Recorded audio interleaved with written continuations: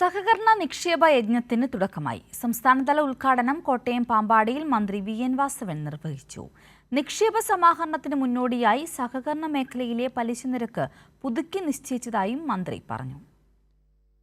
തദ്ദേശ സ്ഥാപനങ്ങളും സഹകരണ സ്ഥാപനങ്ങളും യോജിച്ചു പ്രവർത്തിക്കുന്ന വികസന വീക്ഷണമാണ് സർക്കാരിന് ഉള്ളതെന്ന് മന്ത്രി വി.എൻ. വാസവൻ 46ാമത് സഹകരണ നിക്ഷേപ യജ്ഞത്തിന്റെ സംസ്ഥാനതല ഉദ്ഘാടനം നിർവഹിക്കുകയായിരുന്നു അദ്ദേഹം. ഇപ്പോൾ പൊതുമേഖലാ ബാങ്കുകളെക്കാൾ ഉയർന്ന പലിശയാണ് സഹകരണ മേഖല നിക്ഷേപങ്ങൾക്ക് നൽകുന്നതെന്നും മന്ത്രി പറഞ്ഞു. എന്തിനാ വൈകിക്കുന്നത്? ഇതാ 5 ലക്ഷം രൂപയും പാൻ കാർഡും അക്കൗണ്ടിൽ ഇട്ടത്. നന്നായി. നല്ല നിക്ഷേപങ്ങൾ ഒട്ടും വൈകിപ്പിക്കരുത്. സഹകരണ മേഖല നാടിനായി, നാട് സഹകരണ മേഖലയ്ക്കായി.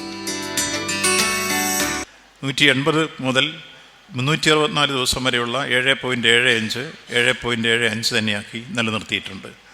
1 വർഷം മുതൽ 2 വർഷത്തിന് താഴെ 8%, അത് 8% നിർത്തിയിട്ടുണ്ട്. 2 വർഷവും അതിന് മുകളിലും വരുന്നത് നമ്മളിപ്പോൾ 8.10%, അത് സീനിയർ സിറ്റിസൻ്റെ വരുമ്പോൾ 8.60% മാറും. അപ്പോൾ ഈ സംസ്ഥാനത്ത് ഏറ്റവും ഉയർന്ന പലിശ നൽകുന്നത് സഹകരണ മേഖലയാണ് എന്നതാണ് ഈ പലിശ റേറ്റിൻ്റെ ഏറ്റവും പ്രധാനപ്പെട്ട ഉള്ളടക്കം.